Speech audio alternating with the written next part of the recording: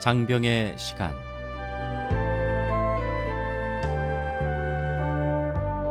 국방부 군종정책과에서 보내드리는 장병의 시간. 오늘은 공군 제3여단 177대대 군자기지교회 송요엘 군종목사의 말씀을 보내드립니다. 오늘 우리에게 주시는 하나님의 말씀은 출애굽기 16장 1절에서 20절까지의 말씀입니다. 은혜의 자족함이라는 제목으로 하나님의 말씀 선포합니다. CBS 라디오 장병의 시간을 통해 치유와 회복 은혜의 시간이 되시길 바랍니다. 가을의 계절에 대한민국 국군 장병 여러분들에게 하나님의 은혜와 풍성함의 결실이 가득 넘치시길 축복합니다.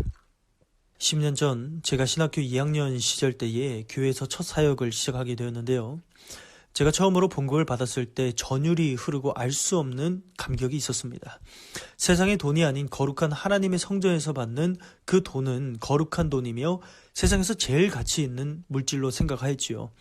등록금 절반 정도 지원을 받았고 매월 20만 원씩 지원을 받았던 기억입니다. 그러다가 신학교를 졸업하고 전도사가 되었는데요. 전도사 시절에는 등록금을 지원받지 못했고 월급이 5배 정도 올랐을 때에 하나님께서 내 삶에 얼마나 큰 은혜를 쏟아 부어 주셨는지 감사했던 기억입니다. 그러다 어느 날 친구와 이런저런 이야기를 하다가 직장 생활하는 대화 주제를 말하기 시작하였는데요. 친한 사람들과 이런저런 사는 삶들을 공유하다 보면 자연스럽게 연봉에 대한 자세한 말들이 오가지 않습니까? 정확하게 그 친구는 저보다 3배 더 많은 연봉을 받고 있었습니다. 교회에서 받는 봉급은 거룩하고 신성한 하나님의 돈입니다. 하나님에게 월급 받는 것이죠. 그런데 세상 친구의 입에서 나오는 세상적 가치의 물질적인 액수가 어린 전도사의 마음에 불을 지르는 것입니다. 세상 친구가 얼마나 큰 돈을 벌든지 세상의 돈의 가치와 교회에서 하나님께서 구별하신 거룩한 돈의 가치는 분명히 다릅니다. 그런데 세상적 가치에 마음이 흔들리는 거 말이죠. 그때 저는 기도하였습니다. 하나님, 세상적 가치의 기준에 따라가지 않고 영혼 살리는 일에 집중하기 원합니다. 내 마음이 성령의 불로 가득 채워지게 하여 주시옵소서. 그때 그 이후로 저는 적은 금액이지만 하나님에게 월급 받는 것이 제 인생의 자랑이 되었습니다.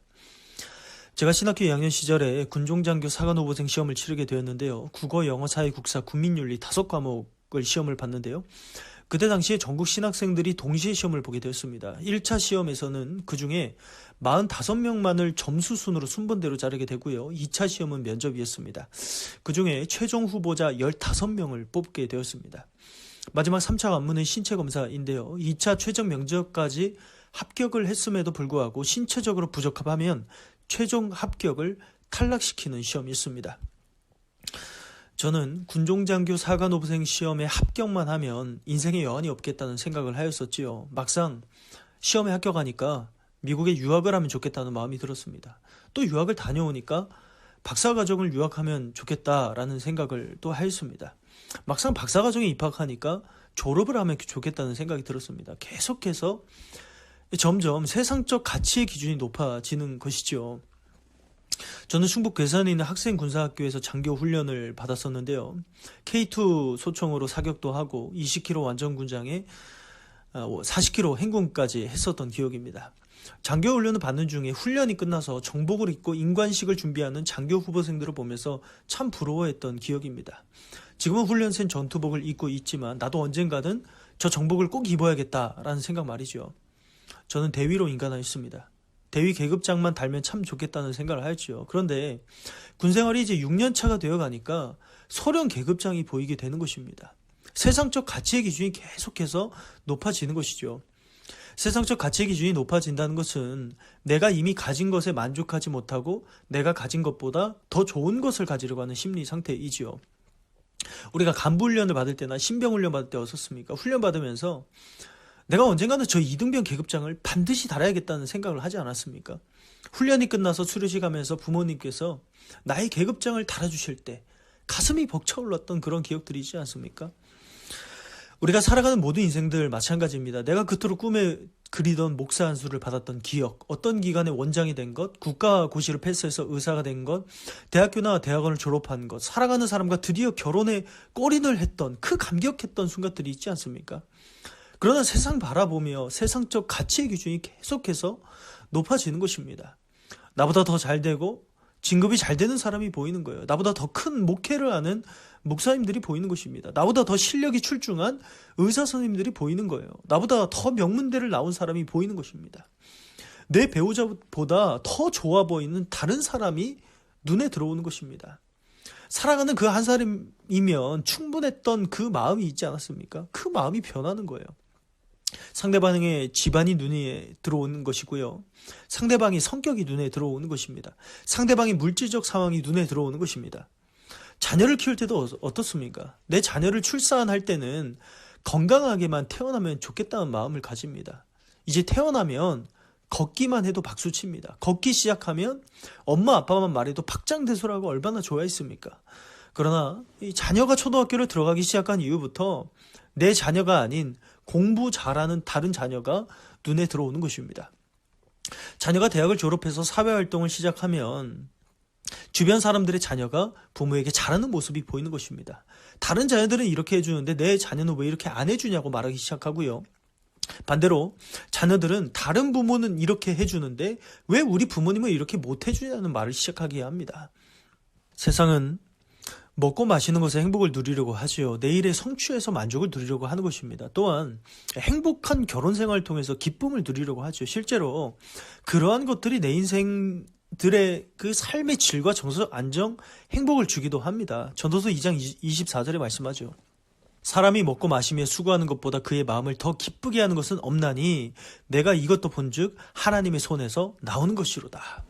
육체를 가진 인간 세상에서 최고의 기쁨 중에 하나는 먹고 마시는 것입니다. 그래서 세상에서 나오는 방송 프로그램들이 먹고 마시는 것이 많지요. 그러한 것들이 사람들을 기쁘게 하는 것입니다. 또한 내 일, 나의 전문 분야에서 성공하는 것이 큰 기쁨 중에 하나이지요.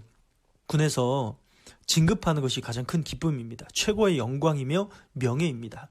대한민국 공군은 국가의 연공 수호도 있지만 군인으로서의 가장 큰 명예와 기쁨은 계급장이며 진급입니다. 그리고 행복한 결혼 생활이 말로 표현할 수 없는 큰 기쁨이지요. 전도서 9장 9절에 말씀합니다. 내 헛된 평생의 모든 날, 곧 하나님이 해 아래에서 내게 주신 모든 헛된 날에 내가 사랑하는 아내와 함께 즐겁게 살지어다. 그것이 내가 평생에 해 아래에서 수고하고 얻은 내 몫이니라. 내 평생의 인생 가운데 때로는 그 삶들이 얼마나 헛되게 느껴집니까? 그런데 사랑하는 내 아내와 즐겁게 사는 그것이 하나님께서 나에게 주신 기쁨의 몫이라고 말씀하는 것입니다. 우리가 군복무하면서 세상 살아가면서 얼마나 치열하고 냉혹한 삶 가운데 경쟁사회에서 살다가 지치고 돌아왔는데 토끼 같은 아내가 반갑게 맞아주고 자녀들이 달려와서 안아주면 얼마나 큰 기쁨이 있습니까? 그리고 휴가 나가서 또 사랑하는 사람을 만나면 얼마나 그 큰 기쁨이 있습니까? 그러나 내 삶의 세상적 가치의 기준이 높아질 때에 불행이 시작되는 것입니다. 사람은 내가 지금 먹고 마시는 것, 나의 사회적 지위와 명예, 나의 배우자로 만족하지 못합니다. 사람은 계속해서 더 맛있는 것, 더 좋은 것, 더 높은 지위, 더 나은 배우자를 찾기 때문입니다. 사람의 본성이 그렇습니다. 사람은 절대로 현재 내가 가진 것으로 만족하지 못하지요. 그렇기 때문에 그 어떤 세상적 가치도 나를 만족해 줄 수 있는 것은 아무것도 없습니다. 또한 육신에 국한된 모든 것들은 유한한 것이지요. 창세기 2장 24절에 다음과 같이 말씀합니다. 이러므로 남자가 부모를 떠나 그의 아내와 합하여 둘이 한 몸을 이룰지로다. 하나님이 작지어 주신 것을 사람이 나누지 못한다고 예수님께서 말씀하셨지요. 우리가 살아가는 관점에서 보았을 때 지금 나의 배우자, 앞으로 배우자가 될 사람과 100년 정도 평생 같이 산다고 생각합니다. 그런데 하나님께서 짝지어 주신 것을 사람이 나누지 못한다는 그 창세기 말씀을 하셨을 때 인류 평균 수명은 900세였습니다. 아담은 930세에 죽었다고 성경이 기록하지요. 아담은 하와와 결혼 생활을 930년 하였습니다. 지금 배우자나 배우자가 될 사람과 930년 결혼 생활을 한다면 감당하실 수 있겠습니까? 누가복음 2장의 말씀을 보면 아셀 지파에 속한 바누엘의 딸이었던 안나라는 여선지자는 7년 결혼 생활하다가 과부가 되었습니다. 86세가 될 때까지 성전에서 금식하면서 기도하며 하나님 섬겼지요. 여선지자 안나는 아기 예수님에 대한 이야기를 성전에서 증거하는 것을 통해서 하나님께 쓰임받습니다. 내 인생 가운데 결혼 생활이 7년이 될지 아니면 몇십 년이 될지 그 어느 누구도 모릅니다. 우리가 100년을 살 것이라 생각하지만 내 인생의 기한이 60년이 될지 70년, 80년이 될지 혹은 40년이 될지 아무도 모르는 것입니다. 그래서 내 마음의 만족은 먹고 마시는 것도 아니요, 더 높은 명예와 지위도 아니요, 내 가족도 아니요, 오직 하나님의 말씀만이 내 마음을 만족시켜 주는 것입니다. 로마서 14장 17절에 말씀하지요. 하나님의 나라는 먹는 것과 마시는 것이 아니요, 오직 성령 안에 있는 의와 평강과 실학이라. 오직 하나님의 말씀만이 나를 성령 충만하게 하는 거예요. 오직 하나님의 말씀만이 나를 의롭게 하는 거예요. 오직 하나님의 말씀만이 나를 평안하게 하는 것입니다. 오직 하나님의 말씀만이 내 마음을 기쁘게 하는 것입니다. 오늘 본문에 이스라엘 백성들은 세상적 가치의 기준으로 하나님을 원망하고 불평합니다. 이스라엘 백성들은 엘림을 떠나서 신광야에 이르게 되는데요. 엘림은 물이 있었고요, 더위를 식혀주는 시원한 종려나무도 있었습니다. 이스라엘 백성들이 신광야에 이르자마자 모세와 아론 원망하는 것입니다. 이집트에서 나온 지 한 달밖에 되지 않는데도 불평불만하는 것이죠. 이스라엘 백성들이 홍해의 기적 체험하였습니다. 하나님의 강력한 은혜를 체험했어요. 하나님의 전지전능하신 기적을 보았음에도 불구하고 내 상황과 환경이 지금 당장 열악해지니까 한 달도 못 참는 것입니다. 세상적 가치의 기준으로 봤을 때 엘림이라는 지역은 이집트에 비하면 그렇게 살기 좋은 지역은 아니었을 것입니다. 이스라엘 백성들이 거기까지는 인내하고 참았을 것입니다. 거기까지는 참는다. 내가 거기까지는 괜찮다. 그런데 신광야로 들어가니까 한 달도 못 참고 바로 원망과 불평 나오는 것입니다. 우리의 지나온 세월 가운데 신광야 같은 인생길을 걷는 것과 같은 마음이 들 때가 있지요. 내 인생이 엘림과 같은 인생길은 그나마 물도 있고 나무도 있어서 살만했습니다. 그러나 내 인생을 하나님께서 광야로 인도하시는 것입니다. 물도 없어요. 나무도 없어요. 지금 내가 하는 군생활, 이 순간이 광야처럼 느껴질 때가 있지 않습니까? 그래서 하나님께 원망하는 마음이 들기도 합니다. 불평하는 마음이 들기도 합니다. 사회에 있었던 나를 생각하면서 고통스러운 나의 군생활에 좌절하기도 하는 것입니다. 이스라엘 백성들은 이집트에서 하나님의 손에 죽었더라면 차라리 더 좋겠다, 이렇게 말하기까지도 합니다. 이집트에서 노예 생활하면서 고기와 빵을 배불리 먹을 수 있었는데 광야에서 모두가 굶어 죽게 되었다고 말합니다. 그때 하나님께서 모세에게 말씀하는 거예요.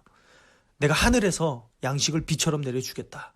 매일 밖으로 나가서 그날 필요한 양식을 거두라.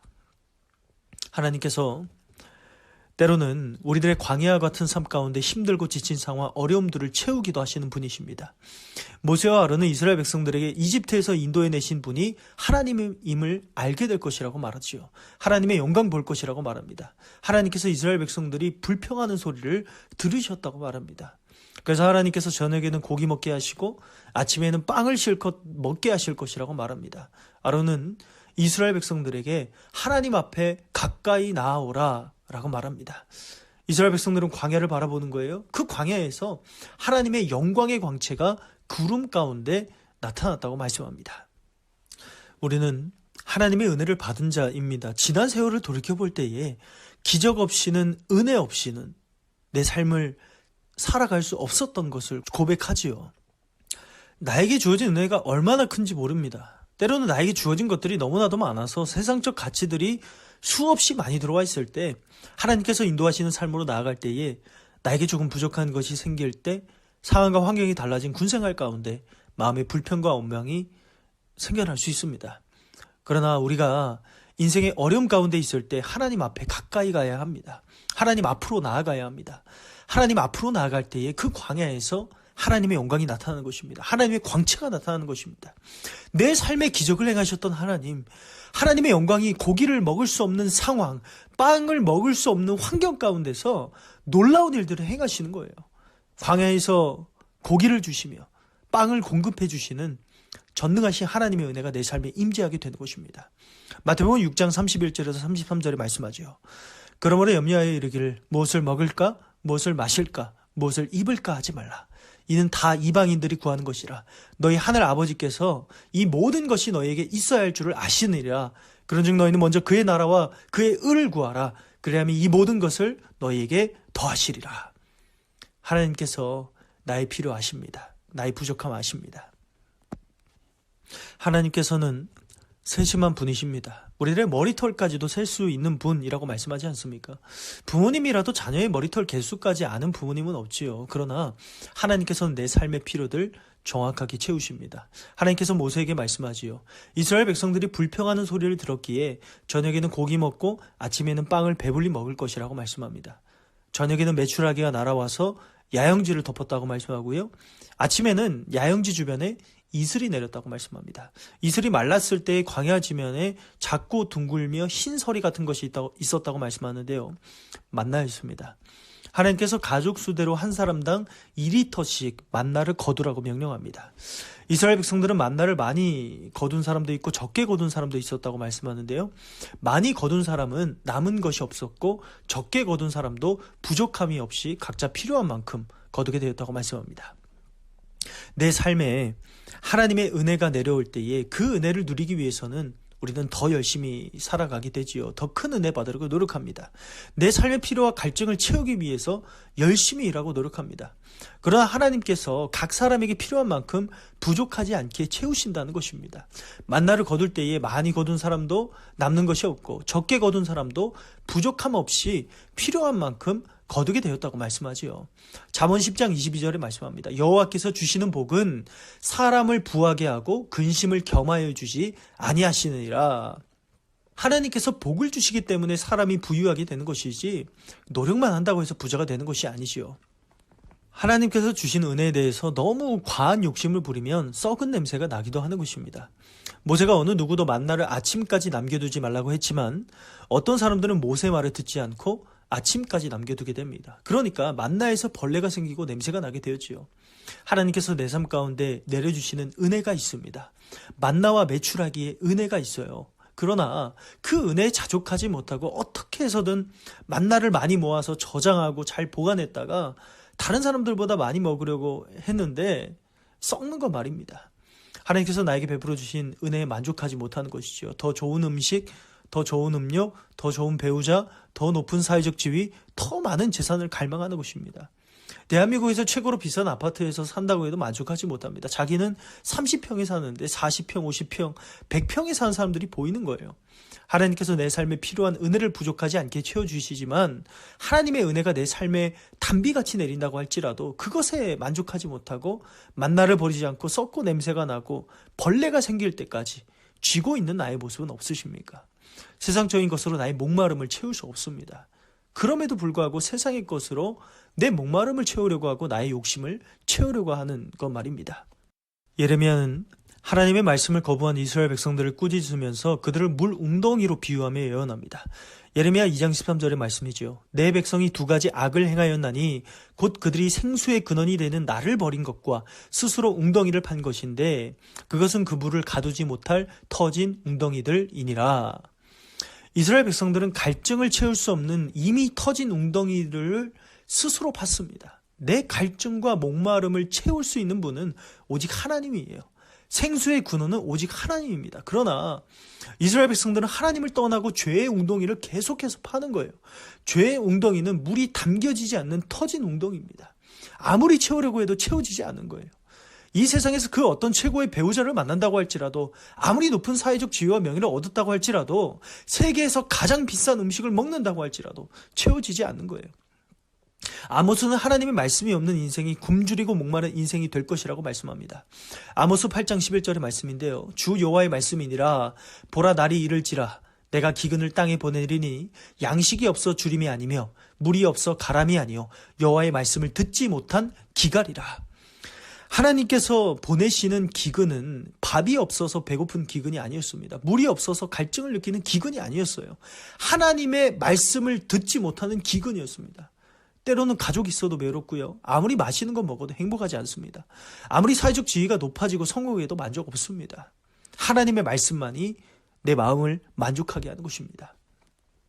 바벨론 포로로 잡혀간 에스겔은 목마름에 탄식하는데요. 에스겔은 갈대아 땅 그발 강가에서 신비로 가득 찬 환상을 보게 되는데요. 하나님께서 이스라엘을 회복시키실 것이라는 환상이었습니다. 예루살렘 성전 문지방 밑에서 물이 흘러나오는 거예요. 하나님의 성전에서 나온 물이 깊은 강이 되는 거예요. 성전에서 나온 물이 사해로 흐르면 그 사해의 짠물이 단물이 될 것이라고 말씀합니다. 에스겔 47장 8절의 말씀인데요. 그가 내게 이르시되 이 물이 동쪽으로 향하여 흘러 아라바로 내려가서 바다에 이르리니 이 흘러내리는 물로 그 바다의 물이 되살아나리라. 이스라엘 백성들이 바벨론의 포로인 상황에서 하나님께서 에스겔에게 이스라엘 12지파에게 미리 땅 분배를 하라고 말씀하시는데요. 하나님의 말씀만이 이스라엘을 회복시키는 것입니다. 하나님의 말씀만이 광야 같은 내 인생을 회복시키는 것입니다. 사해의 짠물을 단물로 만드시는 전능하신 하나님의 능력이 내 삶 가운데 임재하는 것입니다. 이사야 55장 1절에 말씀하지요. 오라 너희 모든 목마른 자들아 물로 나아오라. 돈 없는 자도 오라. 너희도 와서 사 먹되 돈 없이 값 없이 와서 포도와 젖을 사라. 예수님께서 요한복음 7장 37절에서 38절에 말씀하는 거예요. 예수님께서 서서 외치시는 것입니다. 누구든지 목마르거든 내게로 와서 마시라.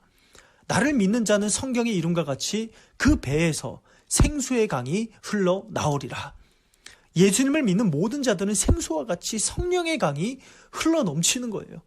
하나님의 말씀이 내 마음 가운데 들어올 때 우리는 성령 충만해지는 것입니다. 하나님의 영이 나에게 임재할 때 우리는 만족할 수 있으며 더 이상 목마르지 않게 되는 것입니다.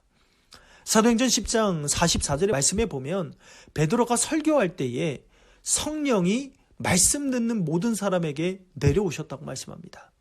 이 시간 말씀 들을 때 성령이 임하게 되는 것입니다. 하나님의 말씀만이 나를 충만하게 합니다. 성령 충만할 때 하나님의 은혜에 자족하게 됩니다. 나에게 주어진 하나님의 은혜에 감사하며 기쁨으로 살아가는 주의 백성들, 하나님의 자녀들, 장병 여러분들 다 되시기를 주의 이름으로 축원합니다.